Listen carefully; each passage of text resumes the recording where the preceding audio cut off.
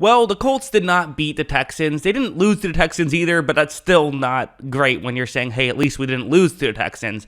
A tie is, sometimes okay against a team like the Texans. They expected to win. What went wrong? Well, let's talk about it. First, let's talk about we can talk about some, I think, larger criticisms, some mistakes that they made that I think they'll clean up. First, I want to talk about this play, which is, I think this is kind of a bit of just an example of why sometimes things can go wrong. So this was a big play in the football game. It's a 4th down and goal at the Houston 2-yard line. At this point, you're up 3-0. So go up 10-0 here. This maybe would have been the difference in the game. Again, change one thing early on. The rest of the game is changed as well. But you see I've circled a wide receiver here. No, I have not. I have not circled a wide receiver. I've circled the quarterback, Matt Ryan. They will be taking a wildcat snap here, in this situation, which, if it works, you look like a genius. If it fails, you look like an idiot. And as you see, it is going to fail, so they're going to look like an idiot. And it doesn't even really come close, which is unfortunate. Now, again, I'm not going to sit here and say this one play call is the reason they lost the football game. No, but I'm just kind of using this as an example of this is why the Colts, just the way they're set up, they can get upset sometimes. Let's look at this chart. This is their pass frequency over expected. So if it's, plus 10%, that means you throw the ball 10% more than expected. Minus 10% means you run the ball more than expected. So you see just on average, if you go down to the bottom column, it says all plays minus 7%. So, a lot of these are very much lower, especially like a 2nd down and short. They really run the ball a lot there. And this is just through one game. So small sample size, but, remember last year, they ran the ball a lot as well.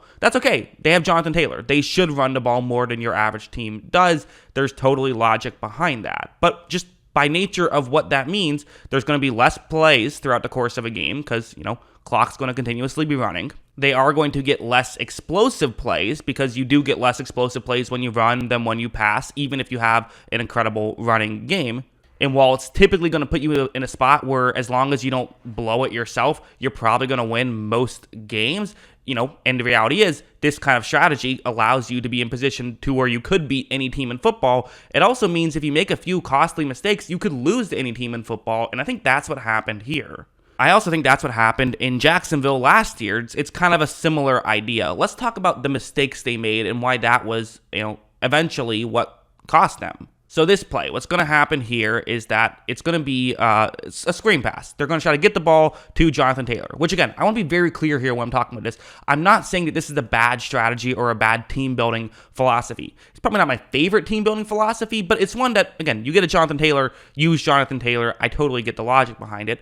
I'm just saying these are the potential drawbacks that come with it, like just how, every team building philosophy has potential drawbacks. This is the Colts. Look at how right when the screen play develops, Taylor appears to be open. If I was Matt Ryan, I would probably make this throw. Like, I can't really hate on him too much. However, a Houston player makes a great play, is able to intercept it, and just like that, the ball's going the other way. So a couple of turnovers can be huge swings in the game. Again, you probably score at least 3 points if you convert on that screenplay. So that's a massive swing, not to mention you gave them good field position on their next possession. So you're taking points off the board in a game that you tied. If you're the Kansas City Chiefs, who will have, 15 possessions in a game sometimes because they throw the ball so much, you can afford to make a mistake or two. But when you're the Colts, it's going to be just more tough to overcome mistakes, and you have to make sure you don't make them. Or even something like this where, to be honest, there were a few mistakes, and we can talk about those mistakes.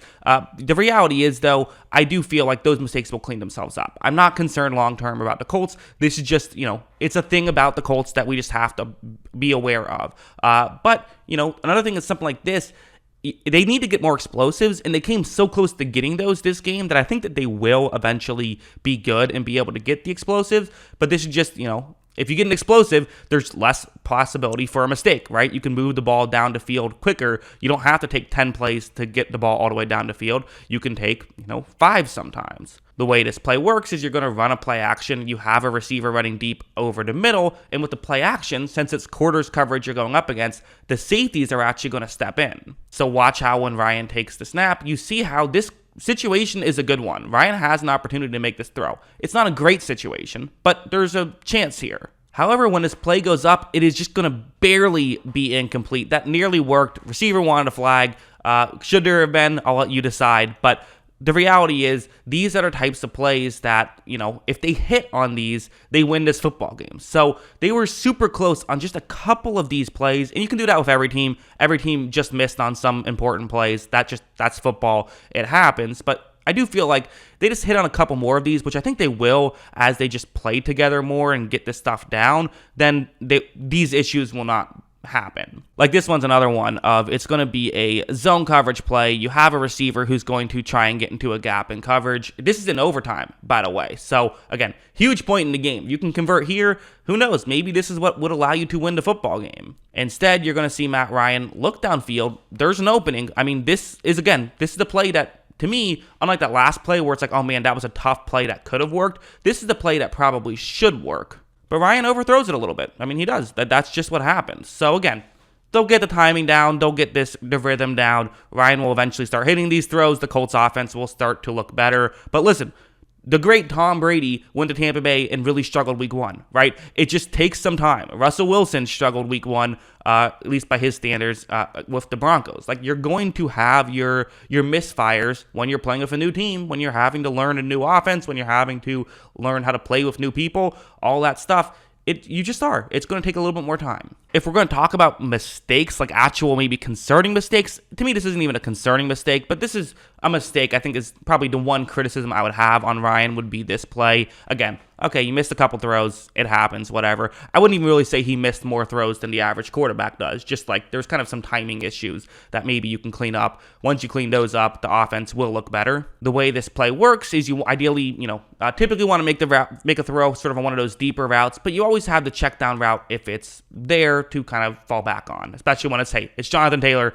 not the worst thing in the world to give him the ball. So Ryan takes the snap. He does look downfield, and he's looking. There's two guys who are open, and he's looking to the guy on the to Ryan's left, which is sort of towards the bottom of the screen.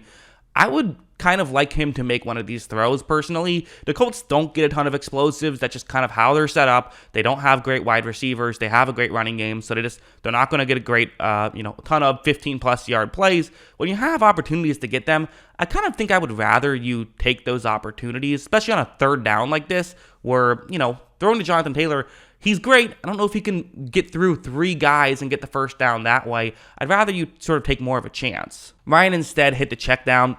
Maybe it was just this was relatively early in the game, so maybe this was just, hey, it's the Texans. Let's not, put the ball in harm's way. I'm sure we'll beat them. Maybe he just took the Texans a bit for granted there. I don't know. But again, these are the small things I think the Colts have to clean up. All these week 1 videos, I'm never saying, oh, this team sucks, except for the Cardinals. They were terrible. But other than that, I feel like for most of these, I'm like, there's still hope. There's things they can clean up. I think the Colts are still just as good as I thought they were preseason. I think that they're a team that is capable of blowing a game that they should win just due to their play style.